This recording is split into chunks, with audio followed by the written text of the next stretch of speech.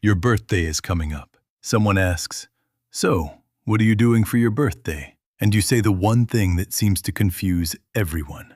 Nothing. It is just another day. And suddenly, you are the strange one. Your friends think something is wrong. Your family says you are being difficult. Society acts like if you do not blow out candles and post a smiling photo, something must be broken inside you.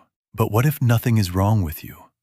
What if you are actually more developed than people think? Because psychologists have studied this, and what they found says much more about the people who judge you than about you. This video was made for you. Whether it is sadness, maturity, or something much deeper, stay with me. Let's start with the group nobody talks about. The ones who stopped celebrating not because they chose to, but because life taught them not to hope. In 1967, psychologist Martin Seligman discovered something surprising. He called it learned helplessness. When someone faces repeated disappointment with no control over what happens, their brain slowly stops trying, not because they are weak, but because it is trying to protect them. And birthdays are basically a machine that can disappoint your expectations. Here is the science. Your brain works on predictions. Neuroscientists Schultz, Diane, and Montague showed that your dopamine system does not just react to rewards. It reacts to the difference between what you expected and what you got. So imagine this. You are young. You expect a party. You expect your friends to remember. You expect to feel special. And when none of that happens, not once, not twice, but year after year, your brain starts to understand the pattern. It stops expecting the reward. It stops releasing dopamine, and slowly you stop caring. Not because you do not want to care, but because your brain decided that hoping hurts more than forgetting. So when someone says it is just another day, listen carefully. That sentence did not come from not caring. It was built from past pain. And the fact that they can say it calmly, that is not coldness. That is protection. But not everyone who skips their birthday has pain. Now the second group looks completely different on the outside. These are the people who truly forget their own birthday, not because of pain, but because their brain is busy with too many things at once. Psychologists call this time blindness, and it is more common than you think. When you are deeply focused on a project, a deadline, or a life that needs all your attention, days blur, weeks blur. Your calendar looks less like a plan and more like random patterns. And here is the thing. These people are not avoiding their birthday. They are not hiding anything. Their brain just placed it in the not urgent category. Right next to that dentist appointment they have delayed 4 times, and that to-do list that has become very long.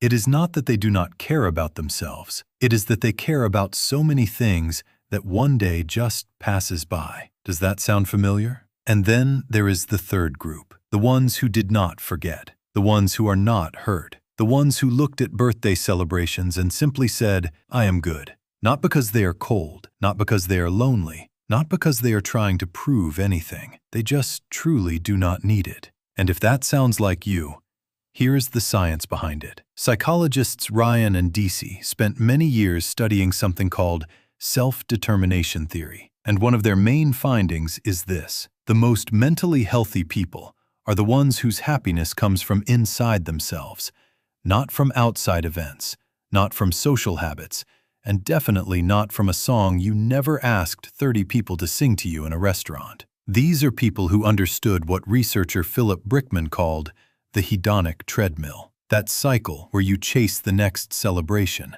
the next big moment, the next outside source of happiness, and it never feels as good as you expected. People in this group stepped off that cycle. They are not missing anything. They just stopped depending on others for their joy. Think about that for a moment. While everyone else waits for one day each year to feel special, these people learned how to feel complete on a normal Tuesday. And here is the part that confuses people. When you do not need a birthday to feel important, it makes others uncomfortable because it challenges what they believe, that everyone needs the same things, that celebration is for everyone, that you should want the cake, the attention, the excitement. But people in this group have already answered that for themselves. They do not need a calendar to remind them they matter. They do not need 30 people singing badly to feel loved. They already know. But not everyone reached this point in a peaceful way. Let me show you a picture. You are 8 years old. It is your birthday. You have been waiting for weeks.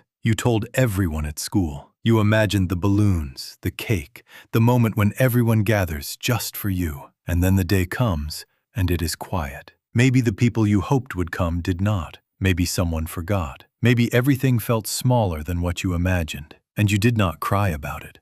Not where anyone could see. You just quietly changed your expectations. And the next year, you expected a little less, and the year after that, even less. Here is what most people do not know. Researchers at Johns Hopkins found that our brains do not just remember painful dates. They feel the same emotions again every year. It is called the anniversary effect. Your calendar moves forward. Your brain does not. That 8-year-old is still inside you, waiting. But here is the twist. Not everyone who skips their birthday is doing it from strength. Psychologist Jennifer Crocker at the University of Michigan studied something called contingencies of self-worth, and she found that some people avoid celebrations not because they are free, but because they are afraid. Afraid that if they allow themselves to want it and it does not go perfectly, it will confirm something negative they already believe about themselves. So they step away, not because of confidence, but for protection. And that difference matters, because there is a difference between someone who does not need the party and someone who wants it deeply, but will not admit it. So if you are watching this, ask yourself honestly, is it freedom or is it fear? Only you know. And the fact that you are thinking about yourself right now already means something. And maybe that is the real point. We have been taught that celebration means caring, that if you do not make a big deal about your birthday, something must be wrong with you. But what if we have been measuring the wrong thing all along? What if the truest form of self-love is not throwing a party, but not needing one? Maybe someone watching this right now spent their last birthday alone, not because no one cared, but because the silence finally felt enough. If that is you, you are not broken. You belong to a quiet group that does not need permission to feel complete. But just in case, here it is. You are allowed. If this video reached you today, it was not by chance. Leave a quiet comment if you have ever spent a birthday alone and felt completely okay with it. If you want more like this, subscribe. The next video might explain even more about you than this one did. Nothing was ever wrong with you.